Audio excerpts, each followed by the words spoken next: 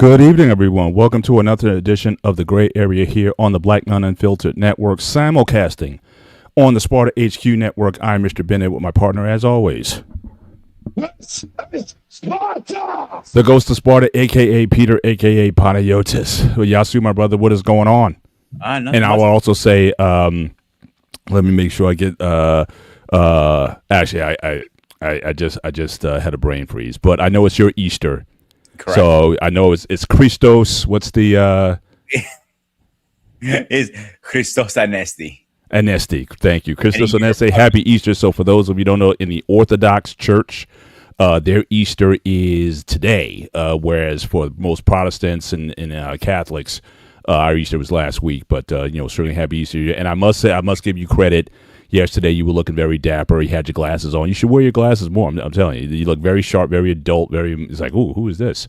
So I give you respect for certainly rocking it to where you were, but the glasses make you look very distinctive, sir.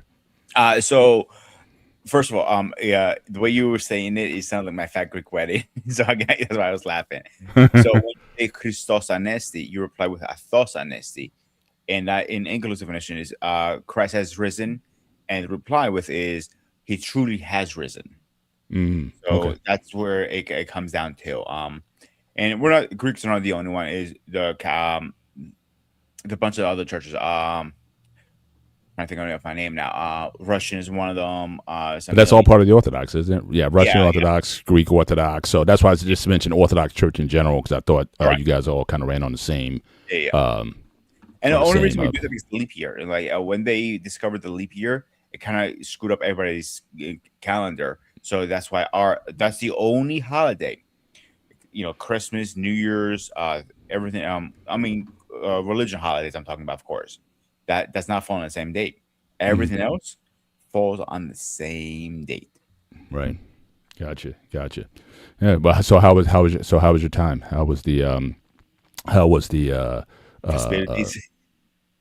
what's that? Festivities, I call it.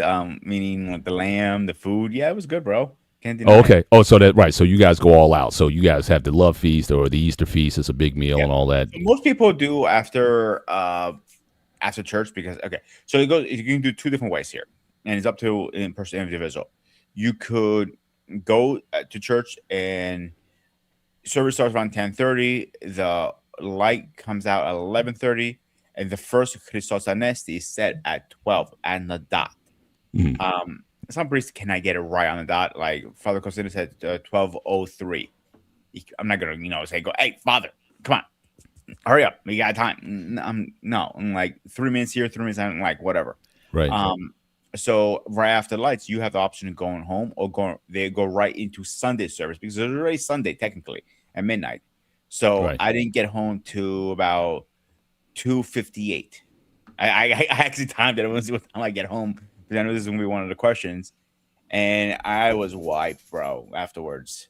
And we go on a fast stomach, meaning at a certain time you cut yourself from water, Right. food, everything. So at some point you start cramping up, like, oh come on, Father, hurry up, hurry, I want to receive and get out of here. So most people will go home and go eat what's called yamita. Yamita is pretty much a stew with this might turn your stomach, and we in my household we don't make this. Is liver and guts soup. Listen, if anybody's not going to be offended, listen. In the black community, they eat things called hog mogs and chitlins. So, which is basically pig innards and whatnot. So, if you got folks who can handle hog maws and chitlins, then we can. I'm sure livers and that's kind of lightweight in comparison. So yeah. So I think I don't think you'd be on an island there. Yeah, it's just not my cup of tea. It's just a lot to it's just not my cup of tea, if that makes sense. So the next day we do our leg of lamb and all that stuff. Always my favorite part is the lamb, man. I can't go over a roasted lamb, man. Yeah. A lot of people do what's it called a full lamb, but we do just a leg. So it really depends on your home. You know what I'm saying? Right. I got you. I got you. It really depends. It really. Gotcha. Well, again, welcome everyone to the show tonight. Just make sure when you come in, make sure you hit the like button both here and hop on over to Sparta HQ Network and certainly hit the like button there. Show some love on both platforms. We appreciate the support that you give us here tonight. And again, anything that you want to give us as far as Cash Apps, Super Chats, you see scrolling. You'll see scrolling in the screen for Black Men Unfiltered Network. You can certainly go there. And so again, Cash App for Black Men Unfiltered is again Black Men Unfiltered. Or like I say, you can drop a super chat, and certainly anything that you want to give to us personally, you can certainly give us. Certainly you'll see our Cash App scrolling at the bottom of the screen. So again, appreciate you guys being with us tonight. And we have a bit of a fumble tonight. And again, I have to take myself out. This is what happens sometimes. We have a little self-doubt. So I had, and again, I apologize certainly to Dwayne for the mix-up tonight. But initially tonight, in fact, I might as well give you guys a scheduling update then on what we're going to do. So this show was certainly slated to be a topic on the show. But tonight's show was supposed to be on nonprofit organizations, and I figured it'd be a good topic to go into since, again, and for those of you who haven't filed your taxes yet, you got a couple days still before you get those taxes in. Pete, have you filed yet? Filed, mailed in, and I'm waiting for my return at this point. Oh, you still mail? Only reason I have to mail because I claim my mother, and okay. It's a whole different process for me and everything. And gotcha. I need to, so for me to file digitally, I have to literally sit there, get on the phone with the IRS, and it takes hours to get them on the phone. You know how right. that is. Oh, yeah, for sure. Once I get them on the phone, is another process to explain to them what's going on. I'll prove for my mom. It's just a headache. So the loop around it, just middlemen. Gotcha.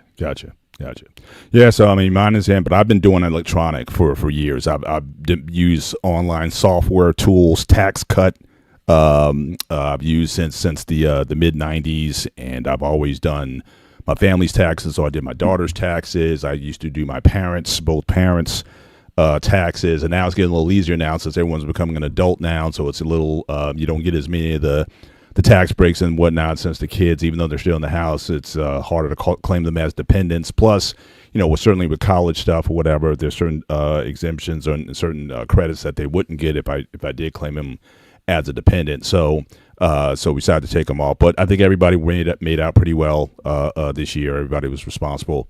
And so, again, a good tax year for us. But so next week's show, we'll be covering nonprofit organizations, and then the follow-up show the next week. So we're giving you the schedule. We're going to talk about taxes in general as a general topic of taxes. Okay, what are you paying too much in taxes or too few? Do you like our tax system? What would you want have different about it?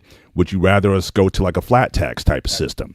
That's oftentimes been proposed by libertarians. So that's going to be a broader discussion on tax and tax policy and having that discussion as well as how other countries do it, but the show before that we're going to talk about nonprofits because most of them enjoy a tax exempt status, which we have to it's time to question, because a lot of organizations that you didn't even know that were nonprofit organizations do exist, and these guys make billions of dollars, and the people who run them make millions of dollars. And so, everyone's used to seeing the kid on TV and $5 a day feeds a child and all that kind of stuff. But is your money with these nonprofit organizations, is it going to the right places? So we're going to start that discussion next week. And then the week after that, we'll have a general discussion on tax and tax policy going forward. So I just kind of gave you the heads up. But today's show was supposed to be next week's show. All right. And I didn't get a chance to prepare my wife for this. So as was said, the banner that was released, my wife hasn't seen it yet, so it'll be very interesting if she gets to see the banner. Me asking you a lot of questions. Yeah, I guess I may have some explaining to do after that. I didn't prepare that yet. We're gonna do it. Last time you slept on the couch? It's been a minute. It's been a minute, but I may have something to explain there, but just shout out to the chat tonight. So Eric is saying yes. Well, actually that might bail me out. That actually may bail me out because it says that's supposed to be me Or so I get a bail. I say I could go to my wife and say that's not even me. You know what I mean? What are you talking about? That doesn't look. What are you saying? All black men look alike? Is that what you're trying to say, dear? So I can get a pass probably on that one. On that one, but certainly, a shout out to White School. Podcast though. So apparently, black man saying they sitting his grandma. She says you look very handsome in the picture. There. But yes, wife school. Yeah, don't let Mrs. Bennett see that picture. So you say, yeah, I may have to explain that one, but certainly. But this was a topic on the docket, so we might as well get into it. When we get on it, Eric is saying Paul is Maven, the former shout out to former wrestler Maven on the caffeine buzz, but yeah, might as well chop it up on this tonight, and let's get into this topic because certainly this is a something that is happening, and again, for better for worse, I think overall this is a good thing, and I would certainly hope that we're moving in a more positive direction when it comes to these things. And I know that, me and Peter, we've talked about in the past, we may have different views in terms of race here. I know Peter, he's always said that he really doesn't see race, that he's kind of colorblind in that regard. And I, kind of vehemently push back, like, I am not colorblind. I see color very vividly. But at the same time, I appreciate the differences in color. So I always look at it as, imagine if you went to a botanical garden and you saw the different colors of all of the different flowers and floral arrangements and whatnot that you can have or whatever. I think that's beautiful in and of itself. So I see color very well, and I respect differences and appreciate differences in people very well. So, so for me, I think color blindness, or to say that I'm colorblind, I think you take away a lot of what makes people and culture, features and beauty. I think it takes away when you do that. But again, me and Peter, we've certainly talked about that over the years, and but this idea of certainly interracial marriage is something that is certainly growing. I mean, we're seeing it more and more, certainly in advertisements. We're seeing it in movies. We're seeing it in TV commercials, where you have a lot of these families in the commercials are interracial. And again, I don't even like using interracial, to be honest with you, because I think the whole idea of race is a human concept. It's a social construct that was created by Europeans. In fact, if you want to get an idea of the history behind that, I'm putting in the chat right now. I want you guys to go to Wikipedia. Now, I know it's not the necessarily the most reliable source of information, but it does have a nice bibliography there. I want you guys, I just put it in the chat, I want you guys to go to Wikipedia and look up scientific racism. What it does is it gives you a history of race and racial theory and the people who were behind it. And just to give you a hint, it wasn't people who looked like me. And it really wasn't like people who looked like Peter. But this was something that was put together that we've been living under for the last 500 years that did significant damage to humanity over time. So I certainly recognize that. But at the same time, again, I acknowledge and recognize culture and borders and boundaries and features and why we look the way we look and the reasons why we do.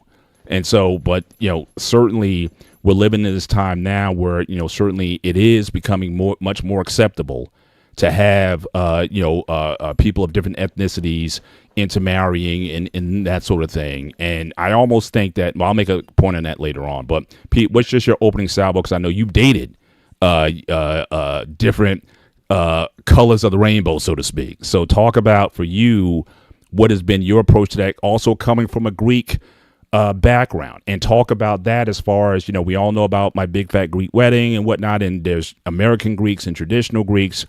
Generally within the culture, how do Greeks feel about going outside? And I know you're a little bit of a rebel in that regard, but talk about that generally, your general thoughts on it. And from a Greek culture perspective, how do Greeks usually look at something like that? I'll start with my mother. My mother, when I got to the age that I was out dating, and she was like, you should definitely date somebody more into your own religion, not skin color, not race. Right. She didn't care if it was Black, Spanish, Indian, Asian. She didn't give a shit about that. She cared about the religion more than anything, because she saw over the years a lot of her friends who married outside of the religion, their marriage always end up in some type of divorce. Like good example, one of her best friends, my dad's best friend, they were a family best friend named Billy. He ended up marrying someone who's Roman Catholic. And remember, Father Costantino said it's allowed in the Orthodox Church to marry somebody outside the religion who's Roman Catholic or Catholic. Mm-hmm. That's accepted rule. So it was made promise because her daughter, the younger lady's the daughter's name was Patty. Patty, they were trying to raise her one way. The father wanted to raise this way, but he knew this way. It was like back and forth, and they end up getting a divorce over that. Mm-hmm. So most Greeks will say, yes, I want my son or my daughter to date a Greek. Mm-hmm. In reality, it doesn't always happen like that, unfortunately. Right. Definitely Right. here in the States. Right. Because we're a species, I call it. Because I say we're a species because there are not too many of Greek people around. Let's be honest here. Right. The biggest majority is Latinos and blacks. If you want to go, and Asians is certainly growing as a population as well. I mean, especially if you combine, when I say Asian, when you talk about Asian, like from like Japan, China, and then also Asian Indians, and certainly in New Jersey, PA area, it's like that's like certain communities here. They seem like they take over a whole community there. So definitely, So you're right. I mean, definitely, it's growing here. But you said if you were in Greece, mm-hmm. and you and there's blacks in Greece. We all know about Giannis Antetokounmpo. He played for the Greek national team in basketball and whatnot. So again, if you're in Greece and you bring a black person home, what is like the initial response? And just taking on the table, if the person's Orthodox, like what generally speaking, and you don't have to sugarcoat anything, but what is the general reaction? I'm gonna be blunt. So most of them are they're gonna be like. Mm-hmm. That's the first look they're going to say because they're not there. You're a rare species there too, to be honest with you. Like out of 1,000 Greeks, you got 1% black. Mm-hmm. That's it. I am not talking about Latino. I'm not talking about any other race. Blacks are 1%. The other races are less than 1%. Yeah, very rare.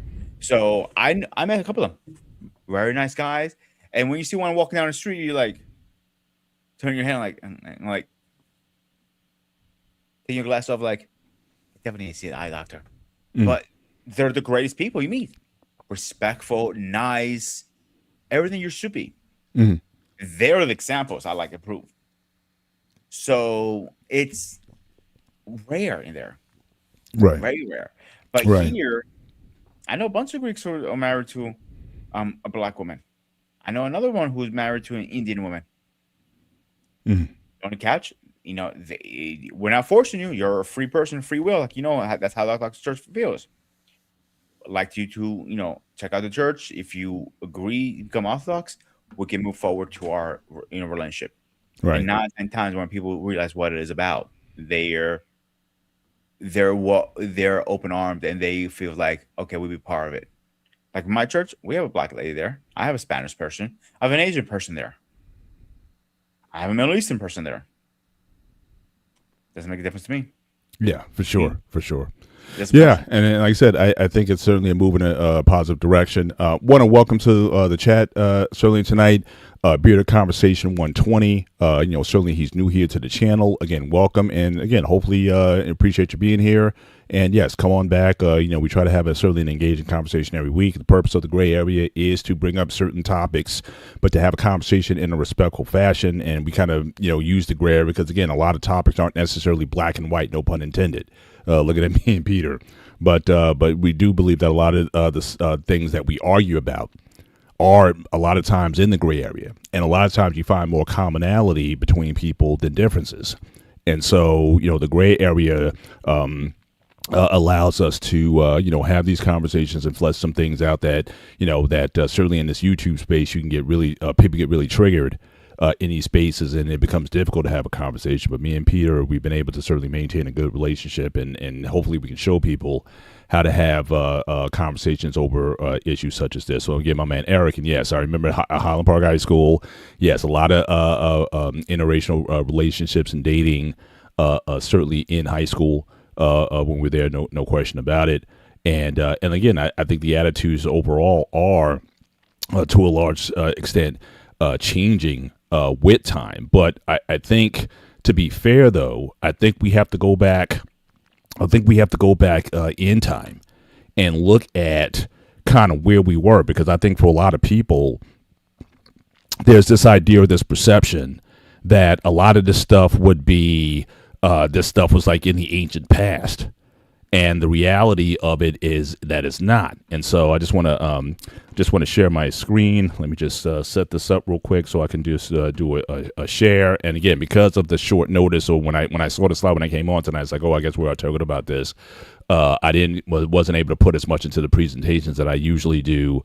Certainly on the topic, but was just in the last few minutes, I was able to put a little something together. So just kind of give you an idea of where we were when it comes to this particular topic. So if you go back to 1967, or even prior to that. So again, this image of Mildred and Richard Loving on their front porch of their Virginia home in the late 60s. And they were the subject of a major Supreme Court case, Virginia versus Loving, or Loving versus Virginia, in 1967, which struck down state laws banning interracial marriage. And hard to believe that in 2026,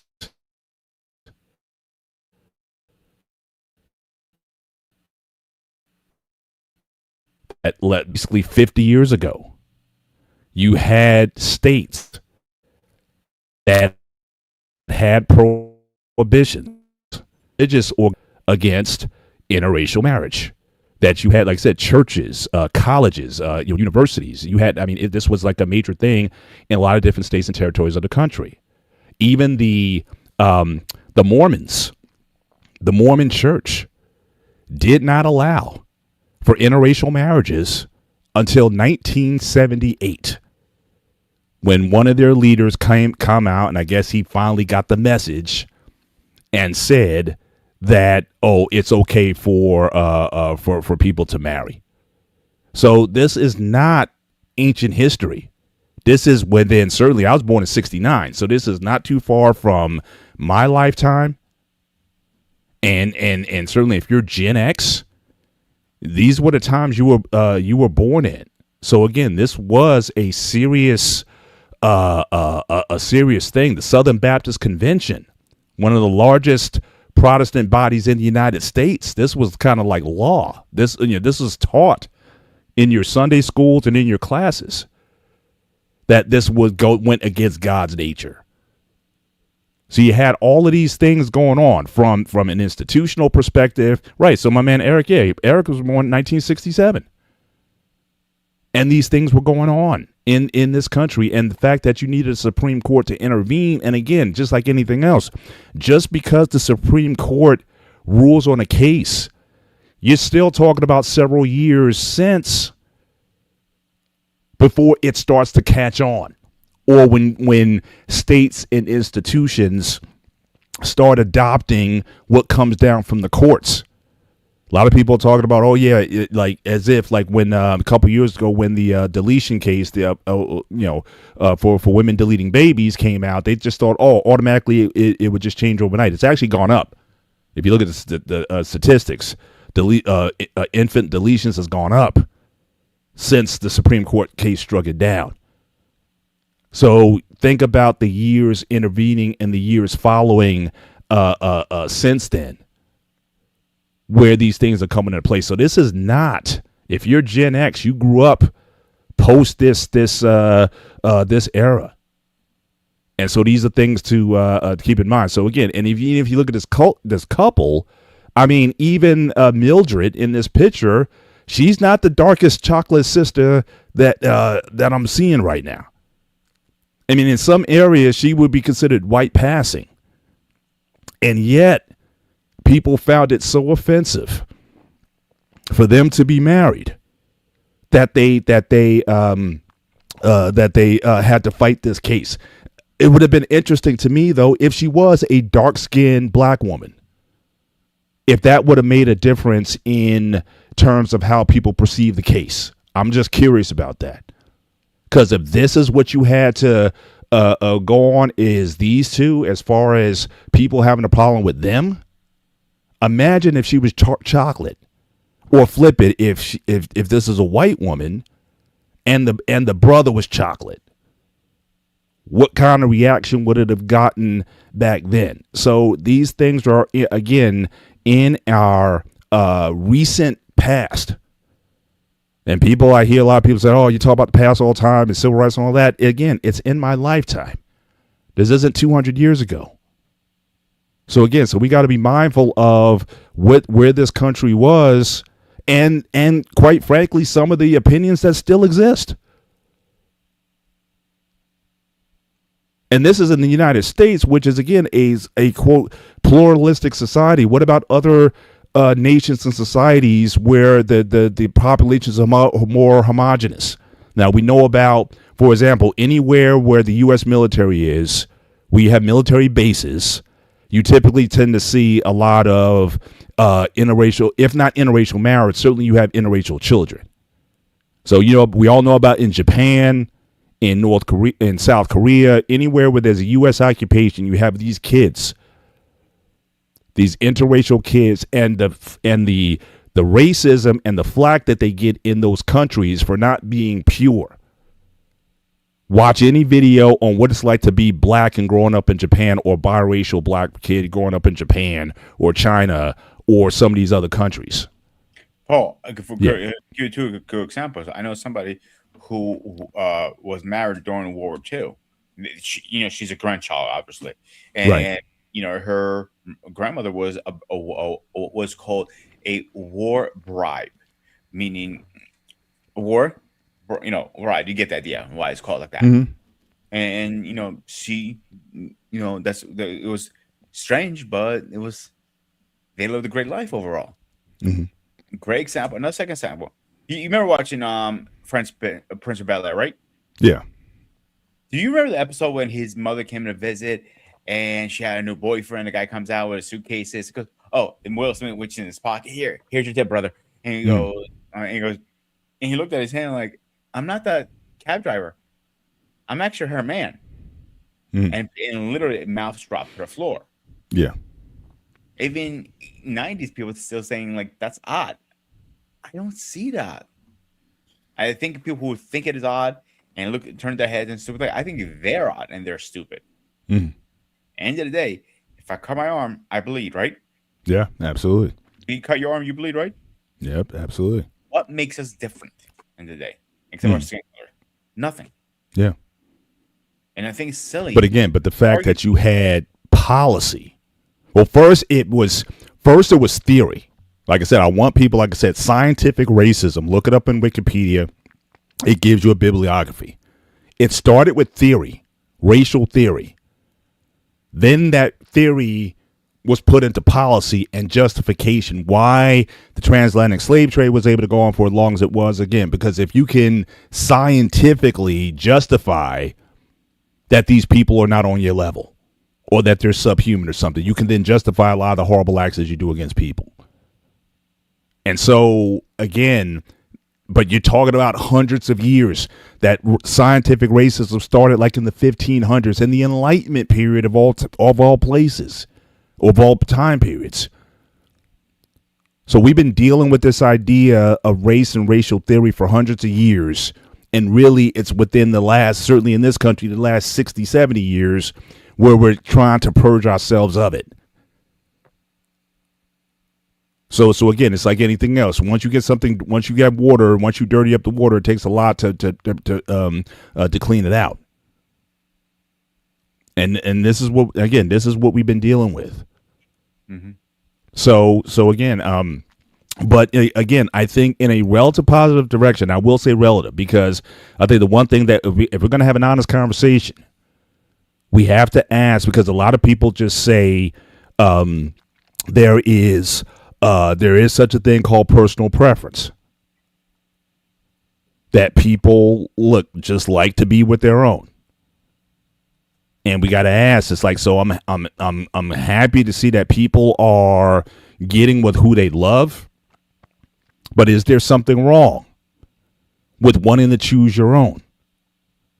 And are you being racist if you say, look, I mean, like me personally, again, I have no major qualms about as long as you treat my daughters right. At the end of the day, I'm also a Christian. I can't be racist against him. If my daughter decided to marry a white guy, I got nothing to say about that. But for me, my preference is I love black women. I mean, I love them. All the manosphere hate, all this kind of stuff. I love black women, and my wife, you met her, Pete. She is chocolate as you can get. Same thing like King and Michelle. Michelle is as chocolate as she can get. Me and King, we share that we like tall, chocolate, black women. And if I was to ever get on the dating scene again, I'm looking for a tall, chocolate, dark-skinned black woman. I don't even like, back in the day, we used to call light-skinned women red bones and whatnot. I don't even rock with the light skins like that. That's just a preference of mine. If you just have all women, all equal attributes, character, personalities, and all that. If you're going to give me a choice, more times than not, my head is going to be turned towards the dark-skinned chocolate sister. And I don't apologize for that. You don't need to.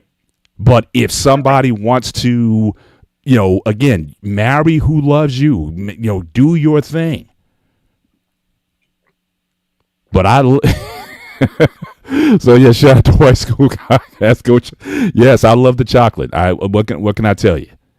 I don't even like my skin tone. I want my woman to be darker than me. That's now I know King. I know you said you have no preference. I get it. I'm just saying at this point in time, we have these chocolate black women that we loving right now, and for you, I hope that you love for the rest of your life. And so this is just the period that we're in, but it's just it's funny when King and Michelle came to my house, and I'm looking at the two, my wife and Michelle next to each other. It's like, yeah, they could be sisters. I mean, it was amazing. But yeah, but for right now, King, the season that you're in, there. What's that? I was the whitest person there. Yeah, you were. Besides the dog. Yeah, but yeah, I mean that's me. But as far as people in terms of their views and opinions on marrying outside, I know there's a lot of flack that goes with that, and like I said, I love when I see black fam. I like black people, black men loving black women loving black men. I love that. I mean, ever since I've been in this manosphere space the past 5 years, we've had this conversation about black men and women and why we can't get together. I mean, start Kevin Samuels. He had his stuff going on, and we've just been mooring in this space, and you got the passport bros and all this stuff going on. If I was to do a Thanos snap, I'd say black men and black women, y'all need to cut it out. And we need to get together, and we need to build black families and black legacy and all that kind of stuff. I'm still kind of that Pan-African pro-black guy from the 80s and 90s when I was back in college. So I want black families. I want that. But again, people who want to go out and do other things, I got no issue with that. So again, we also have to weigh this idea, just because you have a preference, it doesn't make you racist. But at the same time, do understand that there is racism out there. And this racism was built on misinformation that went on for hundreds of years. Up until recent history, it was law, where it was illegal to marry someone outside your quote-unquote race. So I'm gonna back up a little here for a second, Paul. Sure thing. The thing you said. So you said a minute ago, it is kind of racist not to date your own kind, correct? I'm sorry. Repeat the question one more time. You said you feel like it's a little bit racist not dating your own kind sometimes, correct?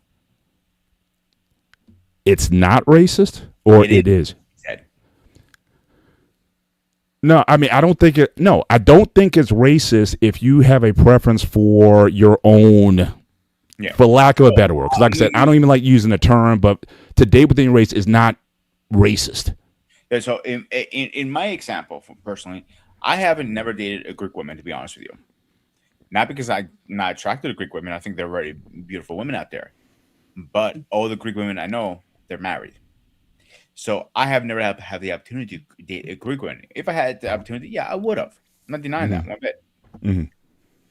But I personally gravitate mostly to. I've dated black women. I dated Indian women. I dated Latinos. Latino women, yeah. You like I said, you did, the spectrum. You dated the rainbow.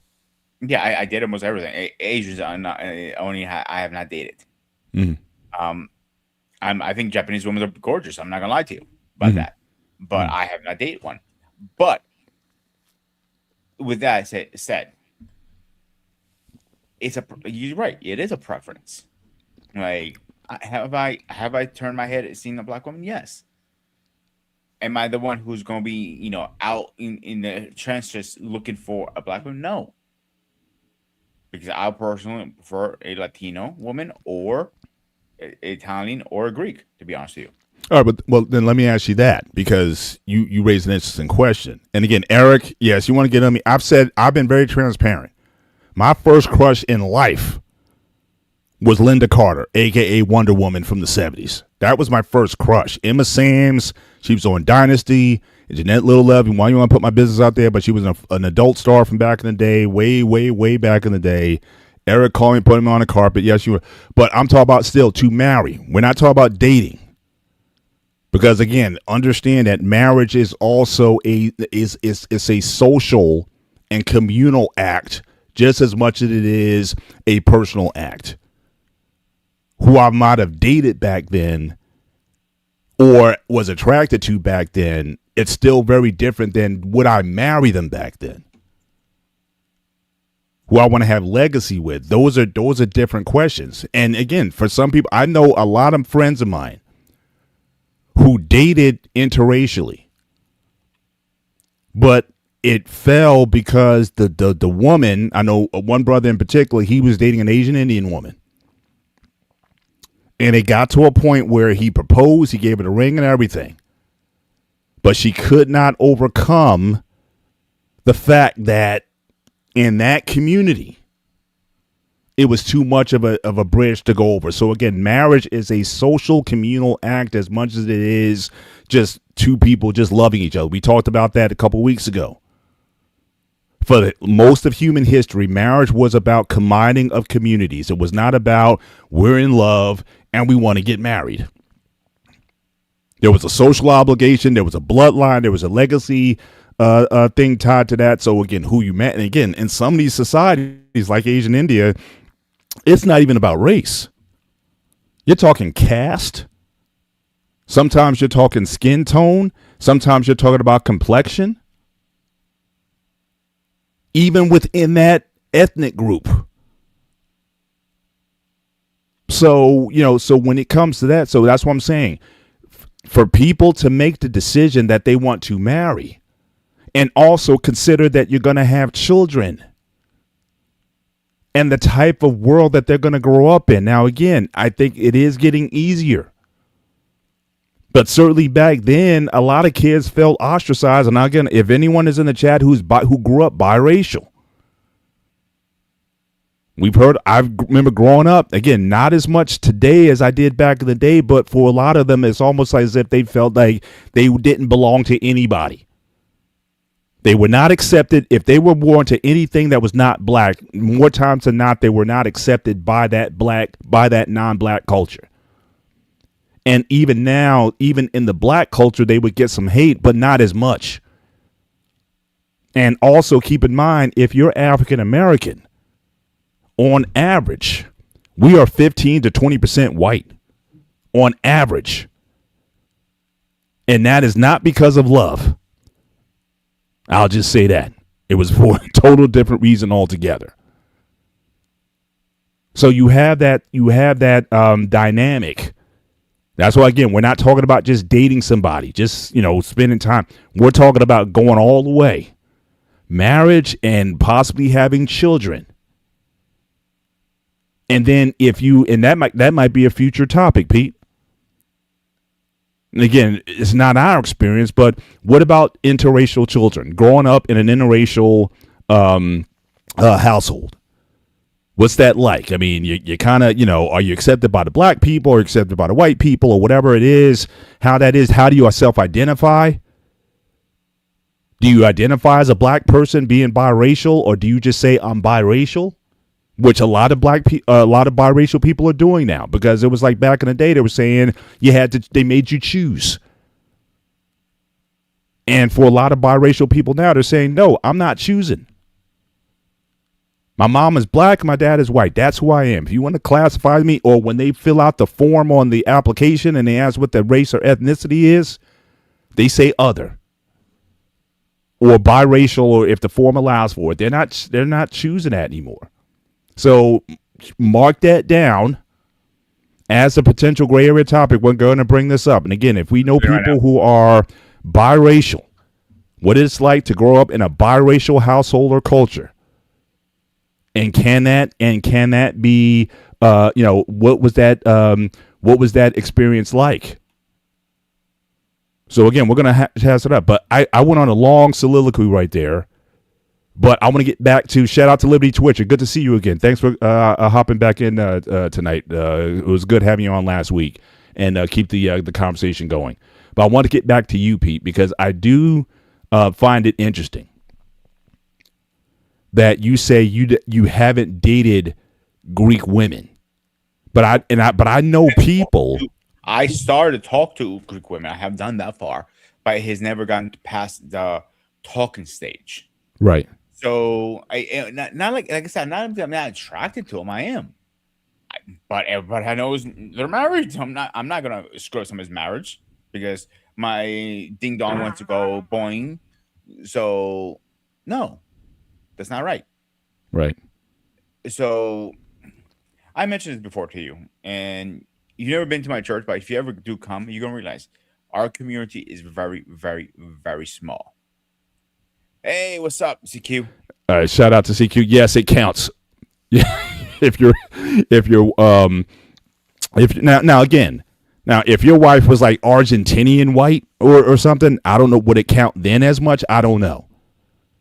But certainly it's the kind of thing where, again, people look at you and look at her and being like, oh, okay. But again, from what I understand, CQ, he's Latino, right? Yes. Okay, so it's kind of both, but yeah, it doesn't matter the combination, white and Spanish. And the crazy thing back in the day, and I am going to get to my question again. I keep getting distracted here, but I just want to acknowledge the chat as we go through it. I personally, to CQ's question, no, I don't think it doesn't matter.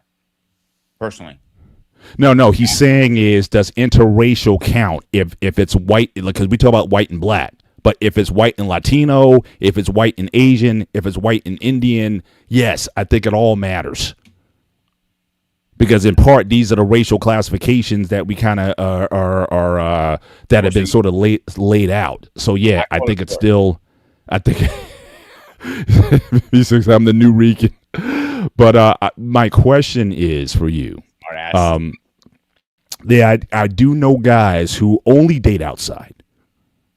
Now, what do you think about that? Is that something that you may find maybe a bit of self-love? So if I was a black guy and I only dated white women,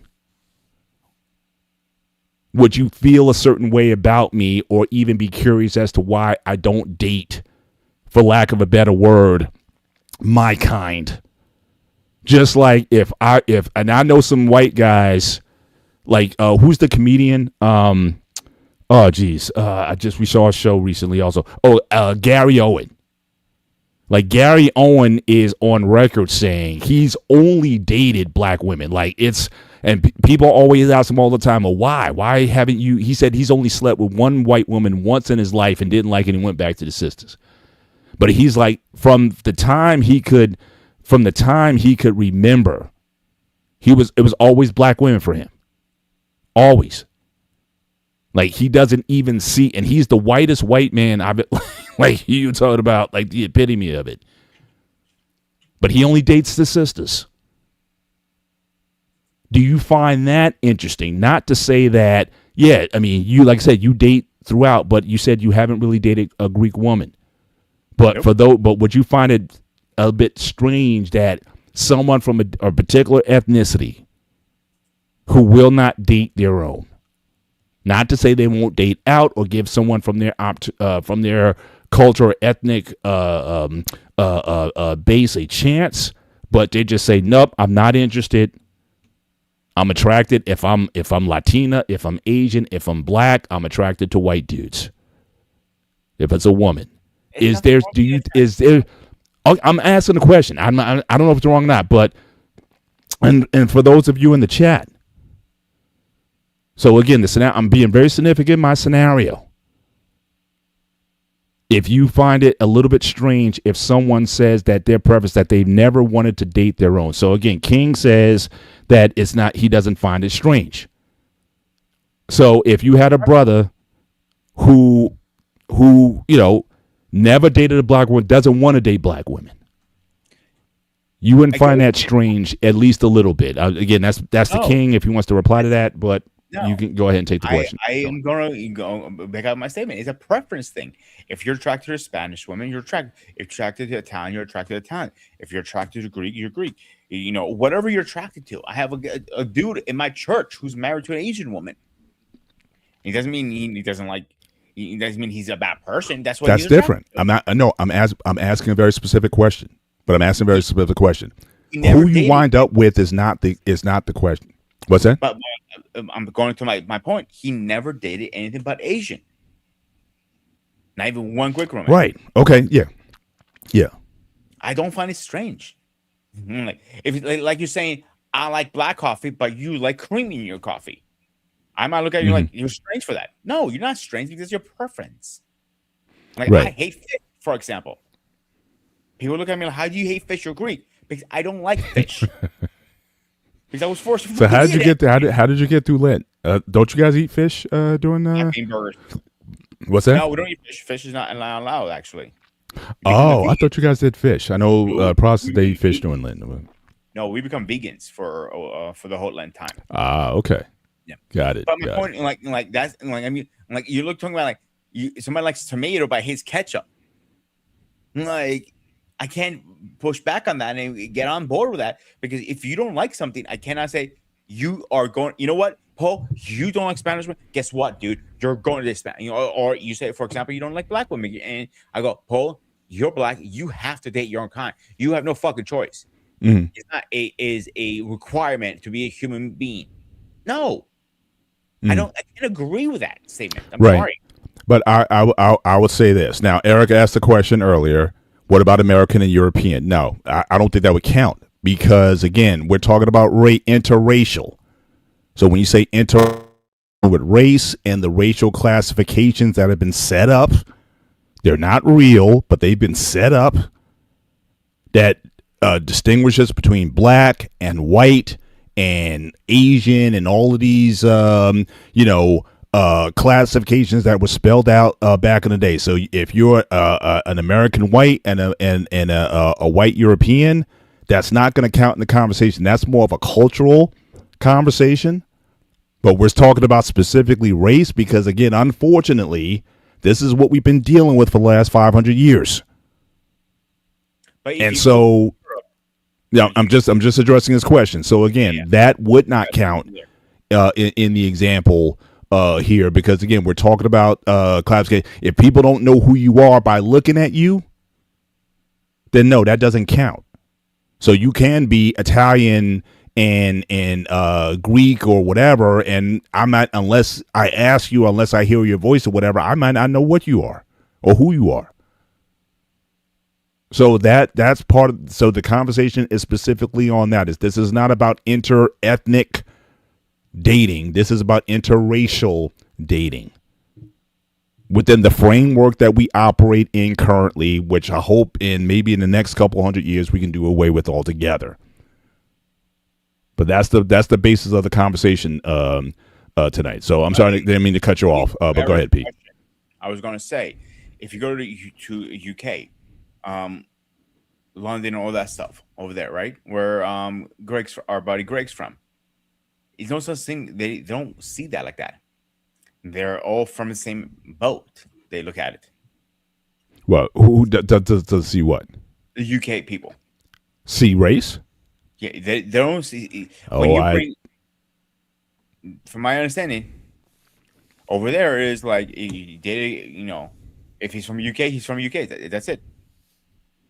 And like I know somebody who's a black woman, but from the UK. She doesn't dress herself as a black woman. She dresses herself as from the UK. So you have that factor too. Mm-hmm. So if Greg was on here, he'd probably agree with me. A lot of people from overseas. From there. Well, again, I've listened to podcasts. In fact, there was one called The Grapevine. I think it may still be even going on now, that deals with topics of race and social issues and whatnot. She had a show with Afro-Britons, and they will tell you that the situation in Britain is as bad, if not worse, as it is in America. When Floyd got deleted, you had Black Lives Matter protests in UK on a high level because, again, for blacks in UK, they deal with police and police interactions just as bad as it is here. So anybody who wants to paint a picture that UK doesn't have a race or doesn't consider race or what have you, I'm not saying just like here. I think it's certainly growing in acceptance. But think about it: if the queen of if the next prince, we saw the flack that happened. Yeah, let's look at Harry and Meghan. When Prince Harry married Meghan, they basically had to leave. Because she was biracial. She wasn't even, like I said, she wasn't a chocolate black woman. Again, in some instances, she might be white passing. But because she had a black mother. Issues too. That wasn't the only issue. That was. It wasn't on, but it was an issue. I'm not saying it's not the only, but it was an issue. That's a lot of people, again, for younger people, for millennials and younger, it was a beautiful thing. For the old brass, for the monarchy, they were looking they were looking sideways. So again, these things do matter in the UK. So I don't know where that comes from, but again, you look at it, you can look up YouTube. Blacks in Italy, some blacks in Greece. In terms of what the experience is like living there, it's not like none of these places are panaceas. United States and Canada, they might be amongst the more progressive ones, but it's an issue everywhere. So we could have had this conversation in any culture, and what's happened politically. I'm not going to go too deep here, but there's a lot of people there fighting integration because they see a lot of folks from Africa going into Europe, and again, these countries are browning. And the same kind of talking points that you hear in this country, that we're fearful of losing our identity and our culture and our heritage, and all that is dog whistle, is saying that the population, we're losing our whiteness. And don't be dissuaded by that. There are groups. I'm not saying it's the whole country, and I hope it's not the majority of the country, but there are people who are scared to death of the white population is dropping globally. It's dropping in this country. In a few years, Latinos are going to be the majority in this country because white people aren't marrying and having kids to the degree that they were. And people are concerned about the world browning.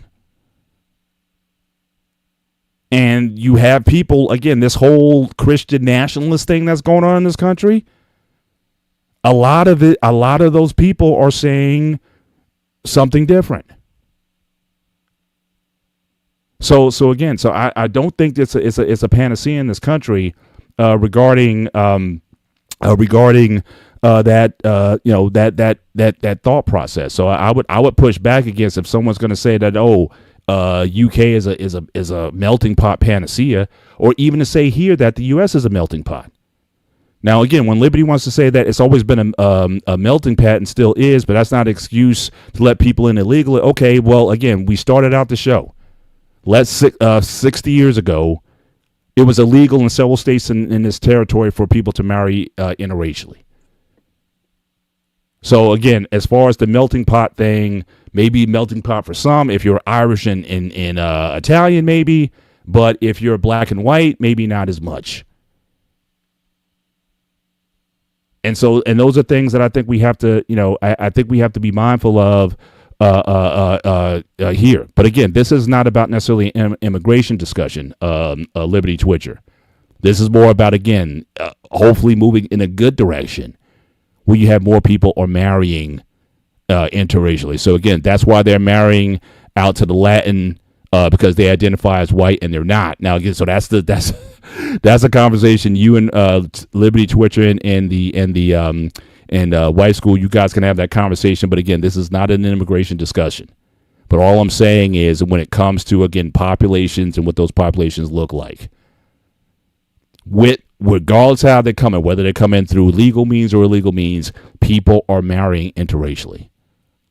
And because of that, people are saying, some people think of that as a problem. Some people don't think it's a problem. But we're having the conversation tonight.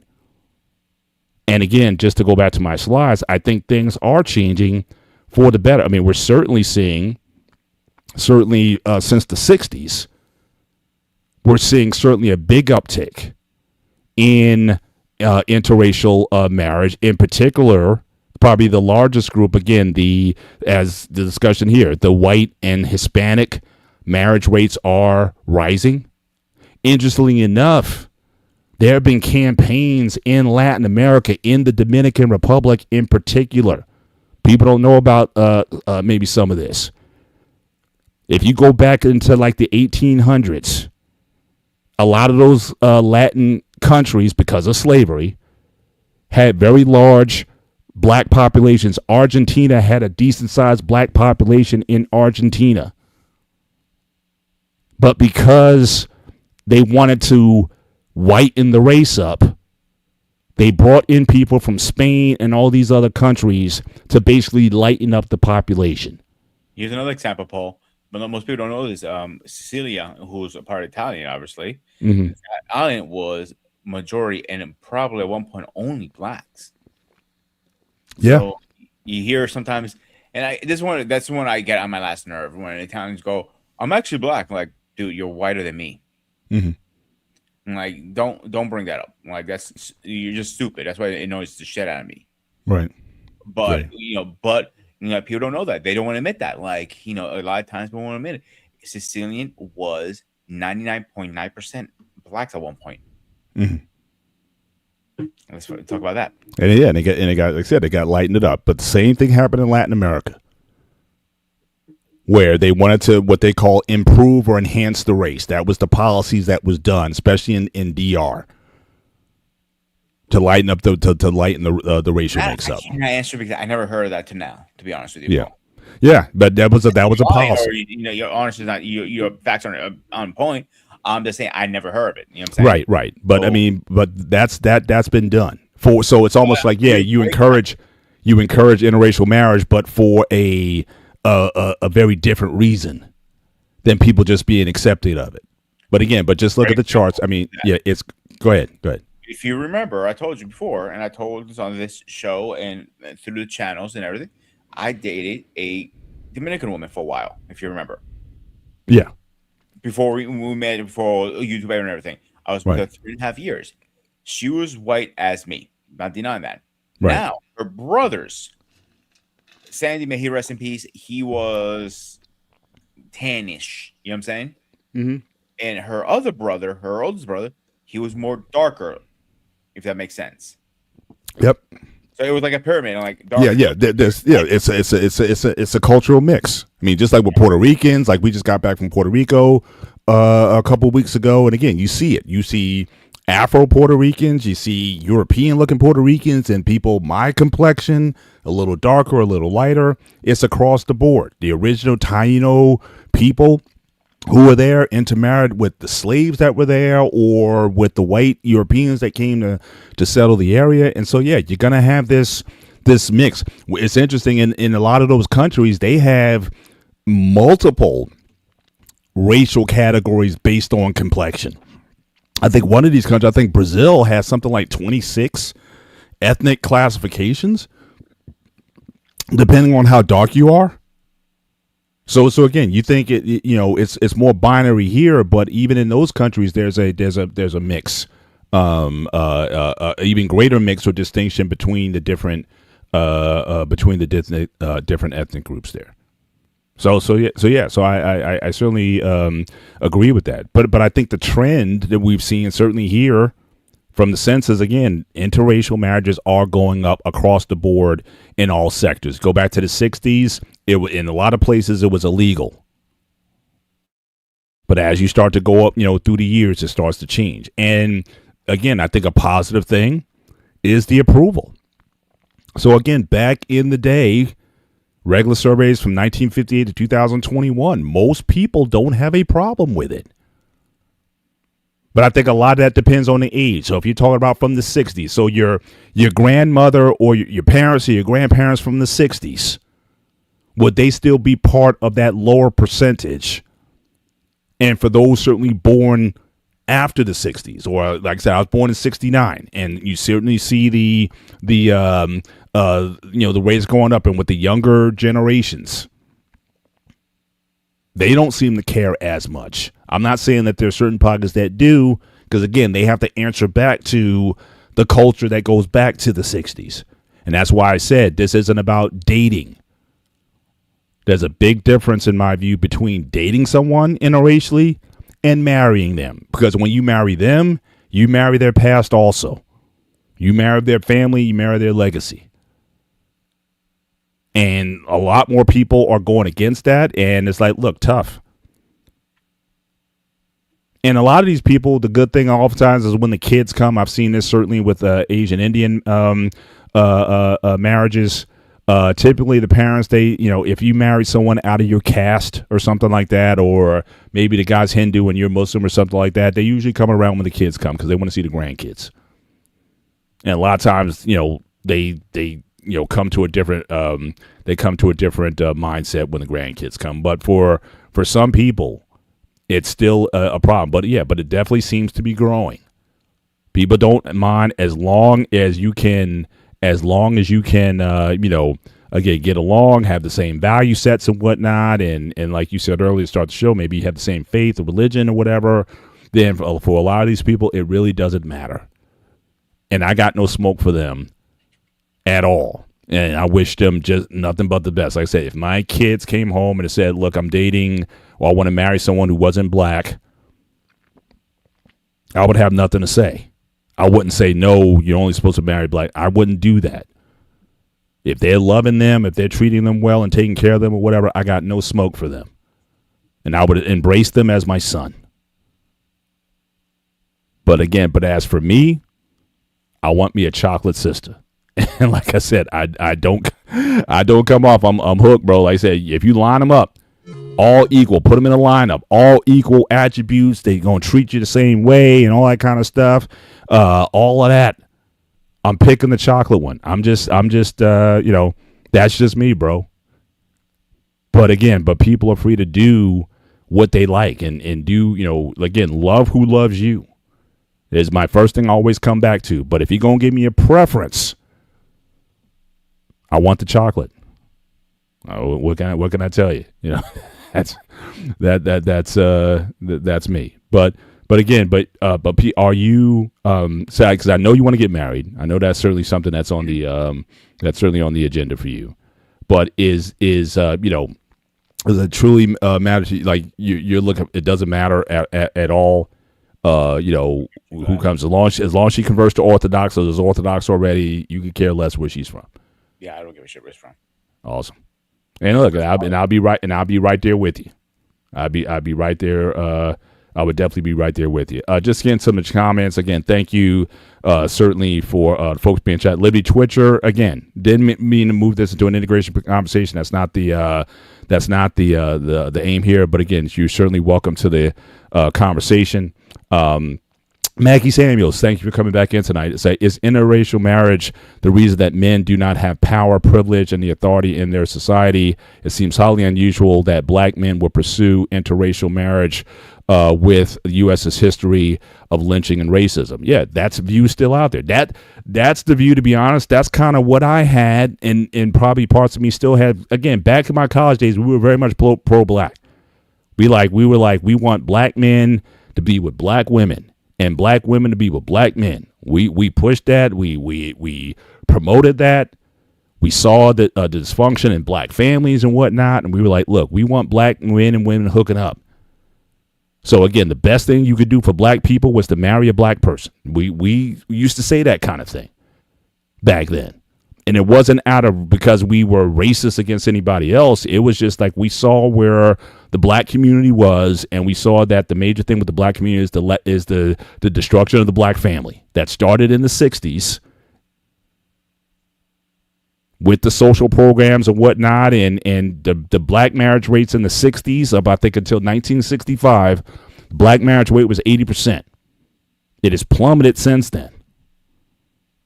And like I was having a conversation with some of my family members not too long ago, and we were just talking about a lot of the black institutions. If you talk about black colleges and universities, HBCUs, if you talk about black church, if you talk about a lot of the black social spaces that have been put up, a lot of them are not going to last unless black people start marrying each other again.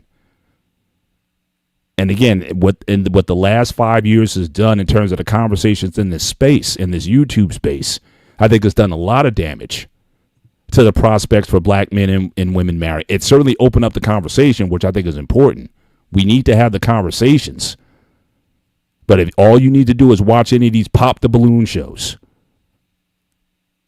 on YouTube, and people are just rejecting it for the most superficial reasons.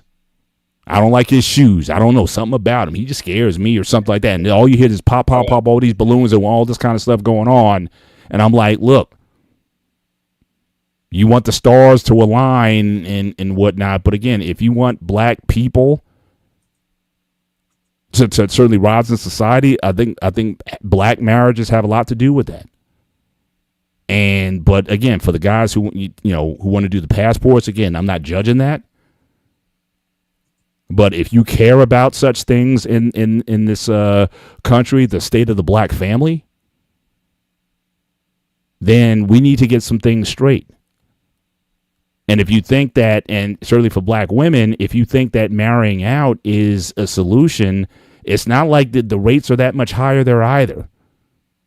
So a lot of black women says, oh, forget black men, so we're just going to go out and have these white men marry. So they're not marrying, they're not jumping over there either. Most people are typically race conscious to the people in their groups. Most. Especially for those who are more higher earning. That's another trope that seems to be out there, that the more successful you are as a black man, you tend to marry a white woman. The stats don't bear that out. The more money you have, typically you tend to be more race loyal than not. So these are things that certainly need to be discussed. And again, I don't mind having the conversation, but again, a lot of the discussion has been very negative. And again, I want black people to succeed. I want us to prosper. I want us to live healthy and long lives and deal with the issues that we have. I love black people. I don't apologize for that. But again, in an instance, in terms of who they want to marry, again, marry who you love. And so I'm there. My man Eric, Ivan and Maria, yes, I knew that couple very well, were interracially married. Ivan from Guyana, Maria from Budapest, but Larry and later Michael were adopted from different families. All right, so again, Wife School is saying she doesn't mind as long as it's true love. All right, we have Saveda, DG Fobbs. I love my white guy.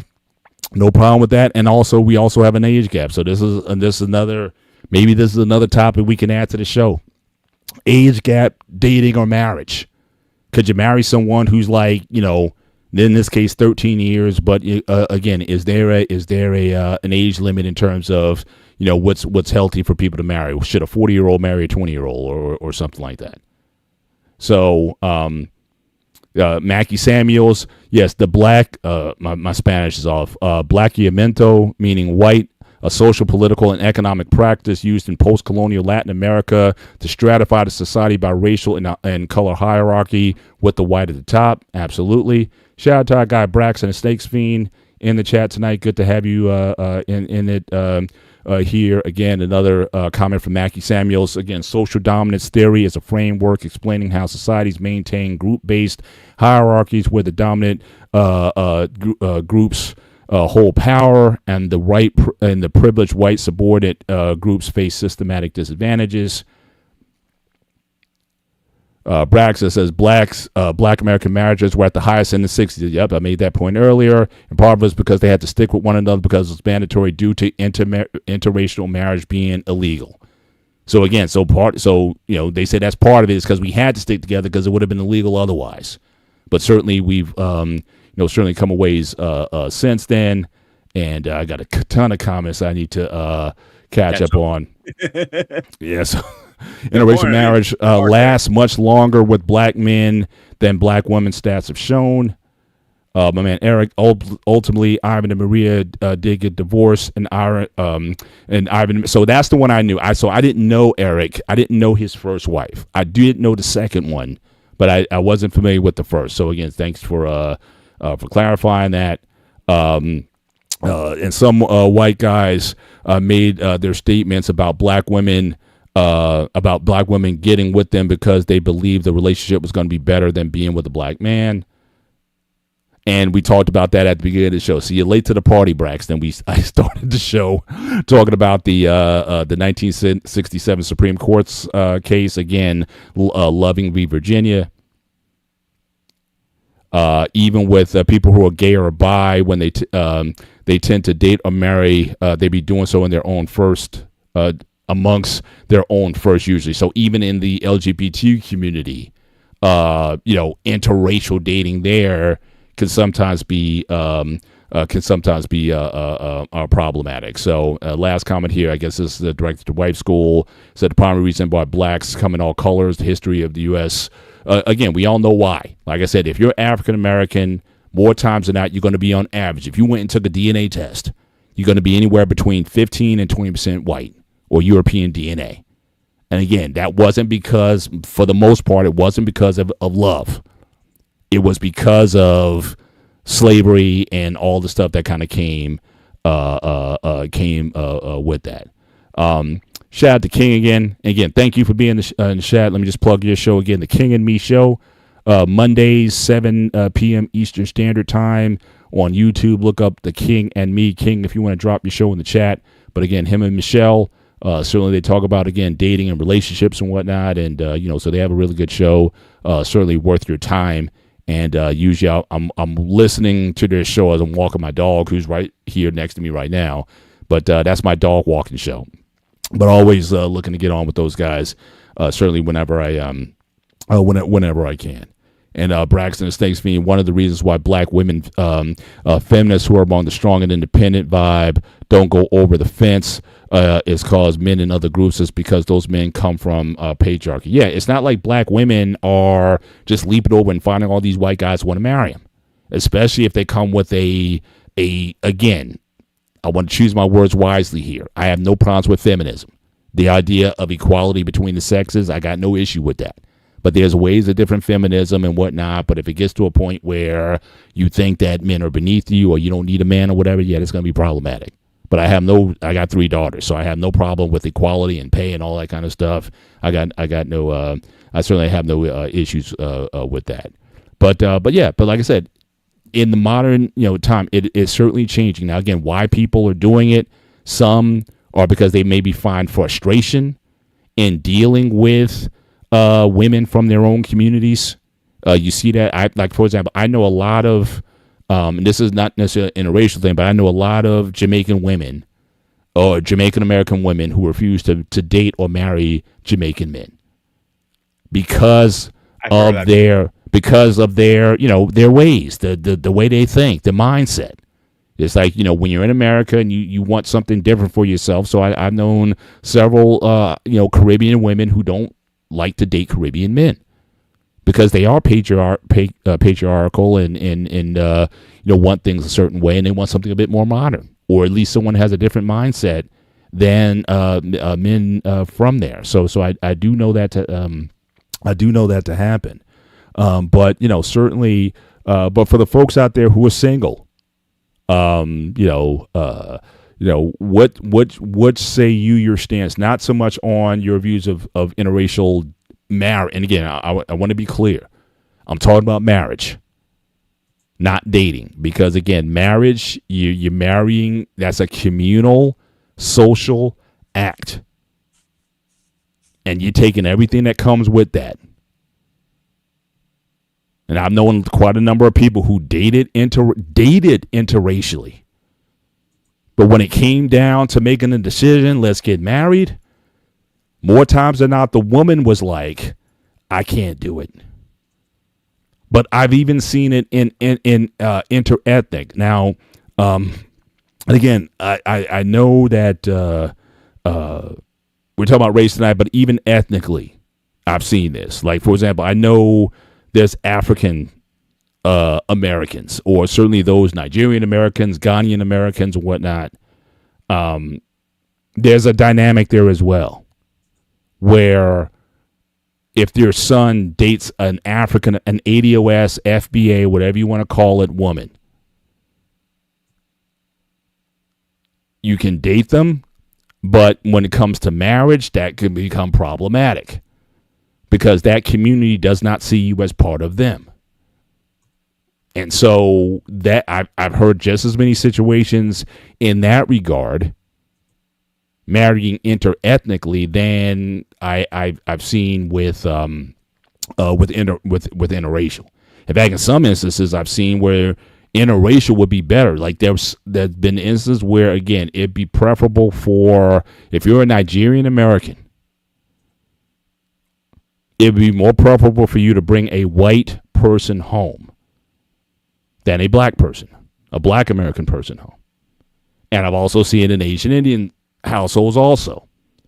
They would much rather you marry a white American person than an African American. Doesn't matter your education, your class, your socioeconomic status. There's still global racism in that there's certain people who still think of black people in some ways beneath them. And they would rather, if you're going to marry out, marry a white person. So these things are, these things are still complex, but no question about it, the numbers are growing. And I think they'll continue to grow. And I think that's having a big effect on, again, populations. And like I said, in a follow-up show that we want to do, I would like to, if sometimes, if there are people out there, if you are biracial, if you could drop your information in the chat and reach out, I would really like to have a conversation with people who grew up biracially. And what was that experience like for you? Did you have issues with identity or acceptance?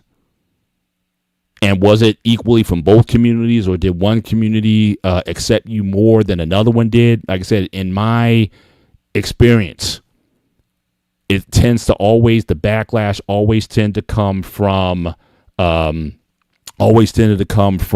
lighter communities.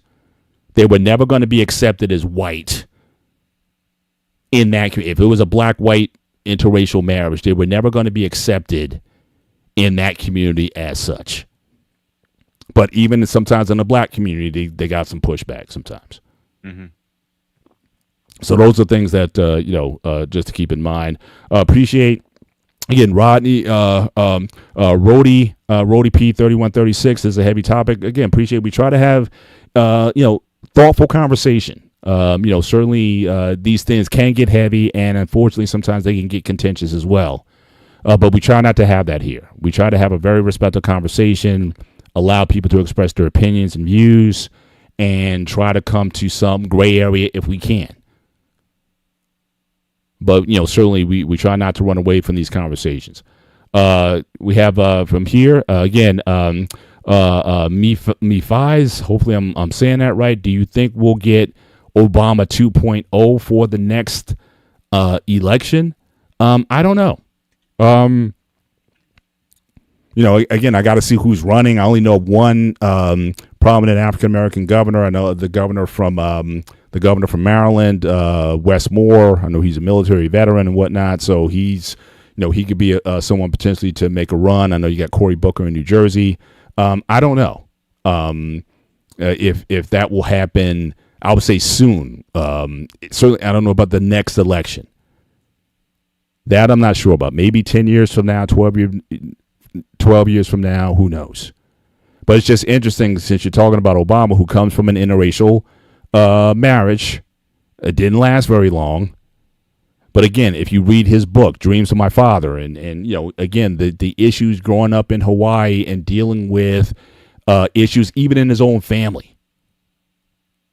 Because the one thing I've seen with race in general, but certainly in his case, he talked about how he would hear his grandmother say some things, so his grandfather say some things about black people generally that was uncomfortable, but they didn't mean it about him, though. Now, I've been in situations where I've had friends of mine who weren't black who said things to me like, why can't more black people be like you? I'm like, first of all, you haven't gotten around enough. Because I don't think I'm particularly unique. But you're operating off of, off of this idea that you're looking at black people as a monolith. And maybe the images that you might see of black people may reflect something, or in the media or something may reflect an image that you just think that is all black people are like this. And you meet me, who is proudly black, but then you ask me a question like that. So again, I've seen some of that, and I think a lot of black people, or certainly biracial people, again from my experience hearing, they also come from the same kind of thing. Here again, Maggie Samuels, interracial dating in the suburbs is really not such a thing as people think. High school students tend to segregate by class and race. Again, back to my Fez. Hopefully I'm pronouncing that right. I think my question is that is there any traction from African American community to reappear in the governor as president? If they think he can win, sure. Because remember, even Obama didn't get traction early on. And he was like, he's just, flash in the pan or whatever. But when he was like, oh, he beat Hillary, it wasn't until then people was like, oh, yeah, we got to get behind this guy. Because he did a lot of his work trying to get other groups of people to think, yeah, this guy's legit. I think he can win. But when it was like, oh, we got one who's live, then yeah. I think people will jump on board for that. I don't think there's no question about that. Braxton, Mr. Bennett, yes, I read one story in 2014, 2015 with a gay black man getting on with a white boy while they were enjoying their time together. The white boy told them, that's cool, but yeah, it's yeah. Like I said, it's in even in that community, that's a minority within a minority, that even then it's still an issue. But again, as we started this conversation out, 1967. So again, if you're Gen X, you were either born a little bit before that time or during that time or a little bit after that time. Virginia v. Loving. So Virginia, which isn't even, yes, Virginia is a southern state, but they're kind of like, they're not deep South state. You know what I'm saying? I mean, they're not like, this isn't Alabama we're talking about. But in Virginia, and again, go back to the picture that I showed earlier. This is Mildred and Richard Loving. This was the couple that everybody was up in arms about. Again, this is not a shot. I mean, and this is a grayscale photo, so it kind of makes it even more so that you know, it's not that they're not that distinct from each other. But everyone was in a fit because these two wanted to marry. And the Supreme Court had to strike that law down. But everybody wants to think, oh, that was in the past. That was so long ago. No, it wasn't. And so, again, we got to be mindful that if it was tough for them, and this is, again, tragic, the tragedy here is, I think all their children, I was just reading something recently about this case. I think all their children are basically passed. They all died at very young ages. I think a couple of the kids died before they were like 50 years old.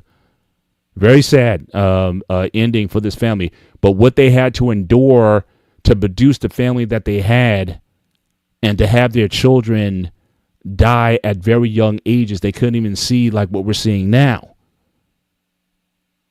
But they had to be the sacrificial lamb for this to happen. And so again, I just want us to be mindful that, again, this is not, like I said, this is not ancient history. It's current. You've already think about it. Yeah. Yeah. So we have to be mindful of that.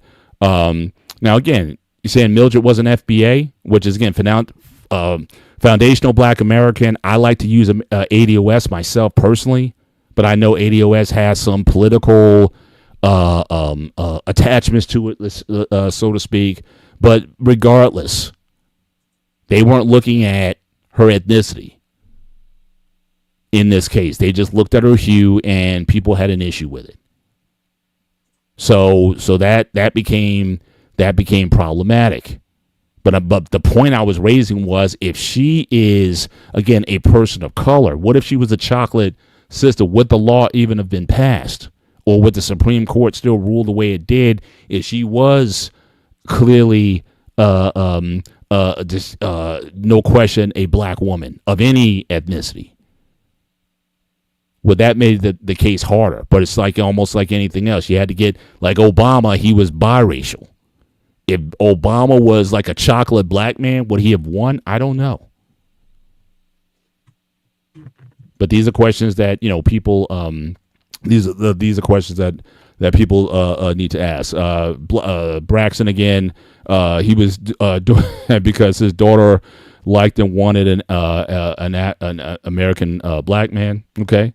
And then ADOS is a political aspect, and FBA is the cultural aspect that you say. But I know, but that gets dicey. I mean, I've heard, you know, ADOS and why we're not FBA and whatnot. So I definitely think there's, you know, but again, ADOS, they don't say that they're FBA, but we have different names. So it's kind of two distinctions, but you still talk about the same people. We're talking about the Africans who were brought directly to America. So if you look at the transatlantic slave trade, 3 million black people went to South America and Brazil. That's why Brazil has as many black people as it does. 3 million went to Brazil. A handful went to the Caribbean. 300,000 came to the United States. So when we talk about ADOS or FBA, we're talking about those that were taken directly to the United States and are multi-generational in the United States. So you were there through you can trace your lineage back.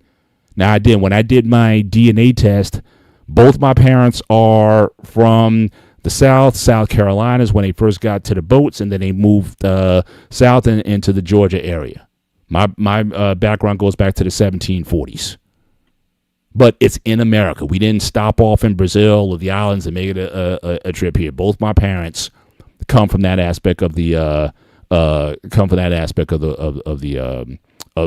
world and that lineage.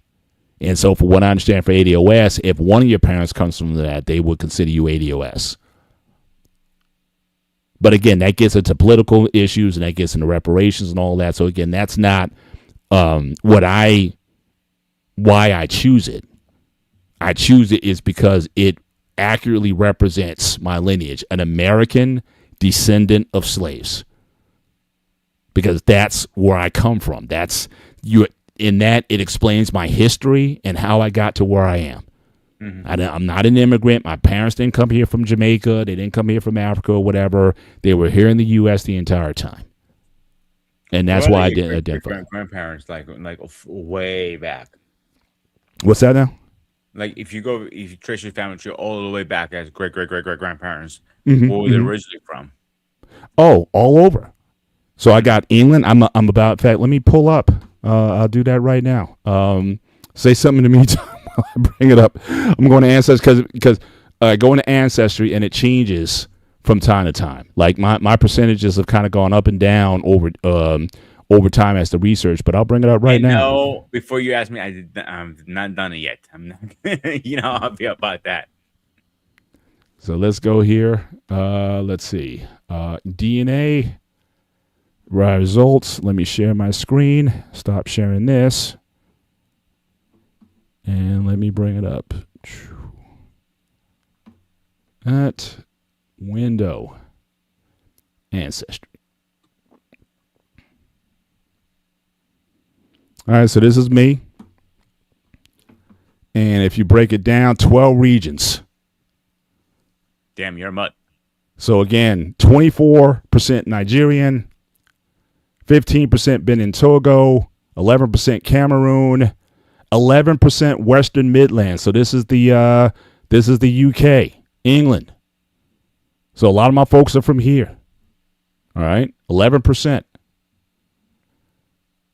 10% Mali, 7% Senegalese, 7% Ivory Coast, 7% Western Bantu peoples, 3% Northern Central Nigeria. So really, I could say I'm 27% Nigeria. I don't know why they split it up. Again, another 2%. So I'm actually over the 25% threshold. 2% Munster Island. Never heard of that place. So Munster Island again on the map here. So it's this little dot. Scrolling the map to zoom. So this is my Irish piece right here. And then 1% Swedish. So I got a little. So the Irish part, it does not. It says at all. So like I said, I got a little of everything. But again, if you're African American, it's going to be the case. So I'm like 84% if you add up the totals. 84% from sub-Saharan Africa, Western Africa for the most part, and then you got all these other groups that make it up. So again, West Africa, a little bit from Central, and then England, Celtic, Gaelic. So this is me, But like I said, I don't think this came from what I know of my own personal family history. None of this came because somebody just loved each other so much. This came from most of that ancestry comes from slavery. And so, I take it for what it is, but either way I'm here. But hopefully, people are choosing. If you choose to marry interracially, again, you're doing it for the right reasons. That there's love, there's respect, and again, there's the commitment. But then also you're also willing to take on what comes with that. So again, biracial children. But again, I think that's becoming more. If you look at the NBA right now, I mean, it's like half the league is like biracial. If you look at if you watch the March Madness or whatever, a lot of these athletes and whatnot, their dad was a basketball player. They might have played in Europe and they married a European woman or something like that. And now they have, they have their kids playing in the NBA or college basketball or what have you. So that seems to be certainly a growing base within the NBA. Where before it used to be just black and white and maybe some European players, but now certainly they're making up a good portion of the league as well. But again, I'm here for all of it. Like I said, I think that as we go on. So again, if Pete, if you have some biracial kids or whatever, that's going to be kind of cool. So your uncle Paul will be certainly I'll be getting them into shape and I'll be training them up for whatever it is, man. But however you decide to roll with that, you got my support. So like I said, I don't see a difference really. I don't, because end of the day, if it's true love, I don't remember who said that before, but if it's love in the relationship, that what matters. Nothing else does. Yeah. It's like everything can go out the window. Like my mom knew this good guy. I think he married a Spanish woman. I can't remember. Hmm. It's kind of funny story because when they first met, she did not know any word Greek, nothing. All right, family loved her. She was great and everything. Her mother, her mother-in-law is flying in. His mother, and he was working. So what she was doing is, because she was a stay-at-home wife, whatever spending money he gave her, she saved up Hmm. and went to school to learn Greek. So this woman flies in. My mom says, "Hi, how are you doing? Whatever, right?" She introduces herself. I'm family friend. I'm just gonna take you home, whatever, right? So she turns around and she goes, "Welcome home, mother-in-law in Greek. Kalos dices, mitera." Her mouth dropped to the ground. My mom Oh goes, my gosh. the husband like looked at her like, "Where the fuck did you learn this shit?" He goes, when you were working, I was going studying. I'm like, that shows you right there. Like it can work if you Hmm. want it. Yeah. Yeah. Yeah. And like I said, that's definitely going to be a reality going forward. Hopefully, again, we can get past again these theories, these principles, these stereotypes, and again, we can be again what Martin Luther King talked about. Judge someone not by the color of the skin, by the content of their character. Certainly, I think that's where I think a lot of people are striving to. But I would hate to see what I would be curious about was, especially again, if anybody who's married interracially or what have, or I would say even dated. Like, okay, so I'll ask you: has there ever been a time you had a fight and one of you guys said something racial to the other one in the heat of, not that you meant it or something like that? I'm just curious. Like, was there something said that you felt was racially or ethnically insensitive, and the person has to be like, "Oh, my bad," like sorry about that, but it came out, and you were like, you know, um, Yeah, not to that T, but since close to it, I have right.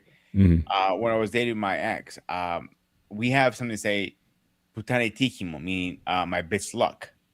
It doesn't yeah, make what? no sense in my bitch luck. It means in English, Okay, okay, but it doesn't make any sense in English. right, It makes a lot of sense in Spanish. I mean, in Greek. My ex, putana stands the same thing in Spanish. Puta means bitch, in other words. She thinks I'm cursing her out at this point. hmm, I'm not. I'm actually cursing out my luck. You know what I'm saying? Because this always I hate arguing. That's one thing I always hate doing. But man, she couldn't get through her head what that meant. hmm, But again, if you knew Greek, it hmm, made a lot of sense. hmm. Does that make sense? Yeah, but I guess I'm talking more so if I was going to have like the clearest example, black and white couple, they get into it, and the white partner said the N word. Is that a deal breaker? And I'm not saying like, I mean, to them, like it's not like, because I know there was one athlete, I think it was Barkley from the Eagles.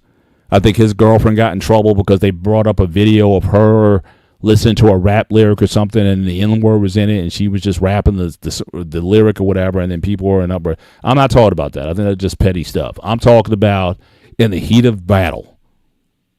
You guys are going at it, saying stuff or whatever, and someone says you white or you black something or something even more derogatory. Would that be the end of the relationship? It could If have that, been.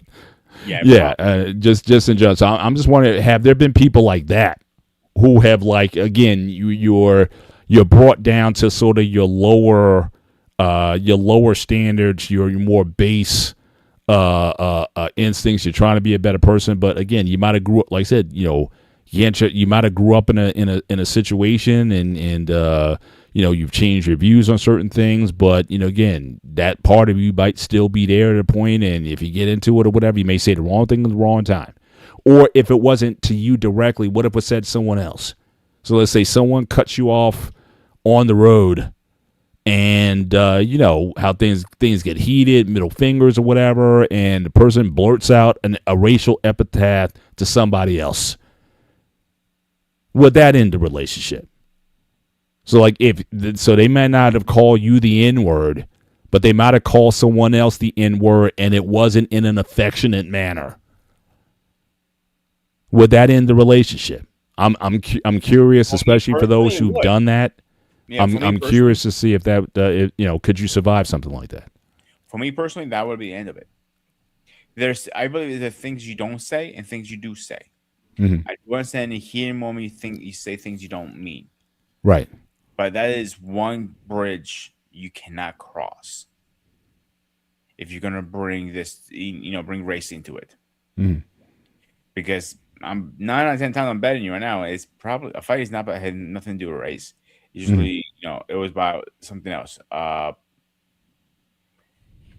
Money. Hey, thanks for King. Thanks for being with us tonight. Certainly, definitely get some rest, and I'll see you guys tomorrow night. If you guys are having a show, I'll definitely tune in. You take care. Yeah. Usually it's probably about money or anything but race. So you're throwing race into it and throwing racial terms into it. Mm-hmm. Yeah, I'm not gonna be cool with it. I'm gonna be pissed. All right. So what about if it was a sex thing? Like if you called your woman a B, is that over? Probably. Because you crossing another bridge, you can't come back. Yeah. Although I've heard some doozies. I've heard some couples, they got into it, MFer, FU, all those kind of terms and everything, and they, still together, or they worked it out, or they got to a place where they could work it out or whatever. But I've heard couples say the most to your husband or your wife, whatever the argument, like fuck you, I'm doing the best I can, kind of thing, or whatever. You know what I'm saying? Yeah. Yeah, that you can come back from. But if you're going, you fucking bitch, nah, you're not coming back from that. I've seen some. I'm telling you, I've seen it. It's a very toxic relationship. It is, but they're still together. So, like I said, and I'm not saying they've stayed that way. They've had to work to some sort of, conclude resolution on that. But again, I've heard some couples say the most insane things to each other in the heat of the fight. Very twitchy personalities. You know what I'm saying? Like the language is, but it's almost at the same time they're also attracted to each other as well. It's like they can say all that stuff and like 10 minutes later they're having sex. You know what I'm saying? It's just before makeup sex, by the way. I'm just saying. You do have some couples like that, dude. Just like when the words fly, but it's almost like you're almost desensitized to it. You know what I mean? And just the woman will say, "You're just an F in this and F in that, and I don't know why I'm with you," and all this kind of stuff. And the guy's like, "F you." What's that? Get it? Some curses you're gonna say during an argument because of the heat of the moment. But some of them you cannot use. Like if you call the woman the C word, here's another one. The real ones will come out by being wasted or being So alcohol could do some things to people too. You may think you've done a lot of work to reform yourself or whatever, but they say there's certain people that tell you the truth.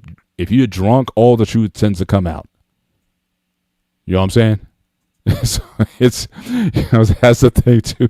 You might not even remember what you said, but when you on some stuff, that can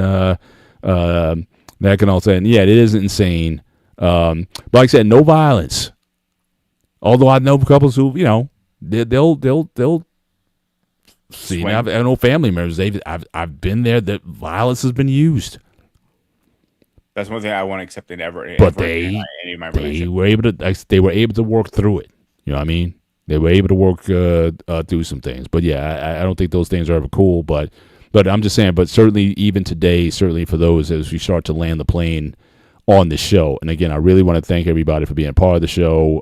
Whether agree with your comment or not, again, you're always welcome here. All we ask for is to be respectful, certainly to us, and be respectful in the comments. And certainly all of you really showed that tonight. So we really appreciate you guys being part of the conversation tonight.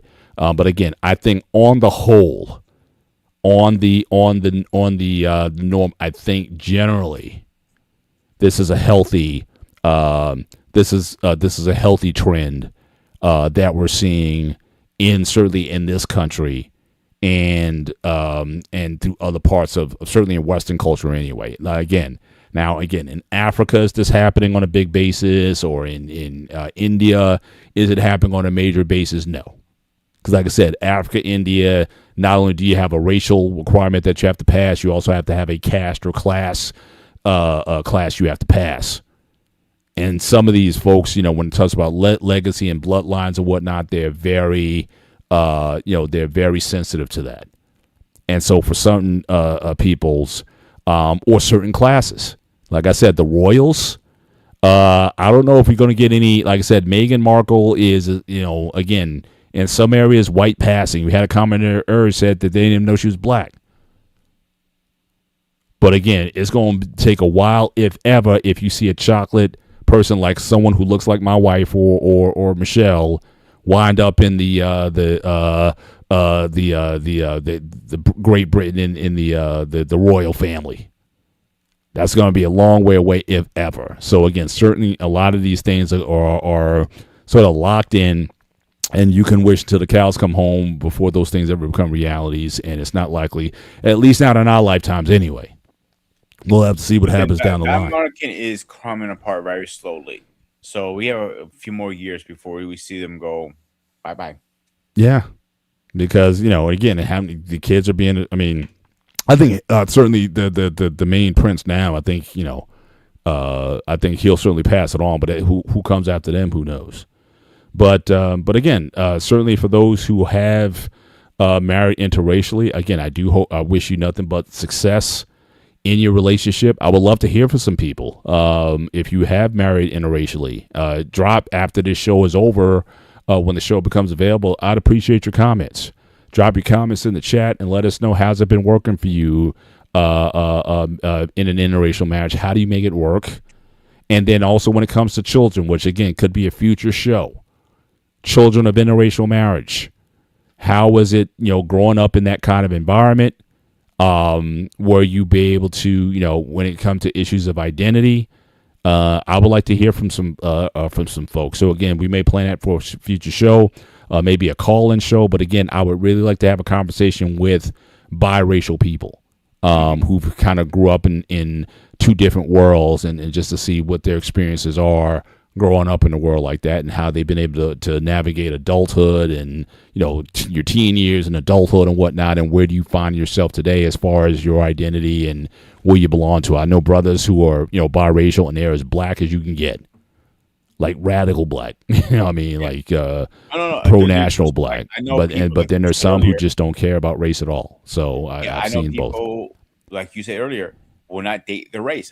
Like a lot of Dominican women and Jamaican women will not date their own race. No. Okay, and they have a bad PR. Yeah. When black people say capital B, or whatever. That's since a kid. Yeah, that's what I say. College, we were indoctrinated. We were told. We were encouraged. Black man, marry that black woman. Regardless, I don't care how bad she is or what. But again, they were hearing it also, like the idea of this is the 80s, this is the 90s, and there was certainly on a lot of college campuses there was this very pro-black push.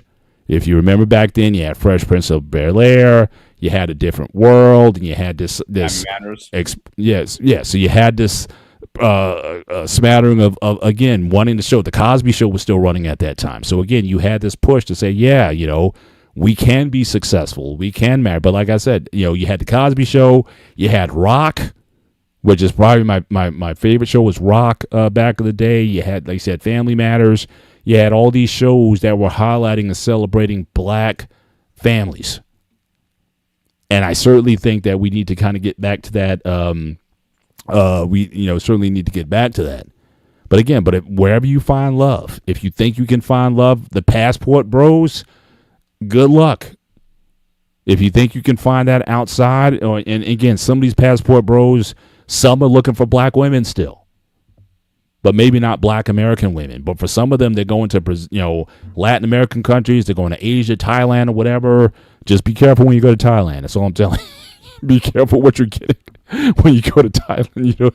You don't know what you're getting over there sometimes. So just make sure you check under the hood, so to speak, before you engage in something over there. So just make sure you're you're good there. But I think, like I said, on the margins is good. Braxton, my question is, where does Meghan Markle look black? She can blend in, right? Like I said, but her mom, like, I didn't know until I saw her mom at their wedding.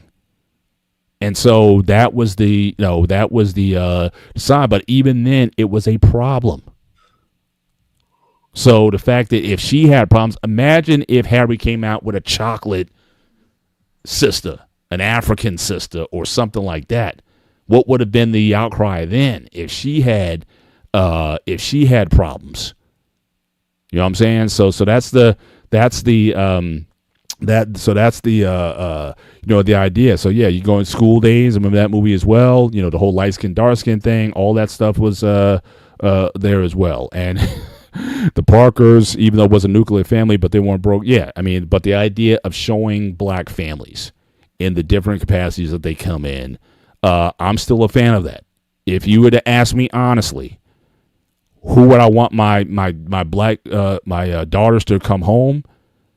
Good quality black men of character. If you ask me my preference, if I could do a Thanos snap and just snap my fingers and like there it is.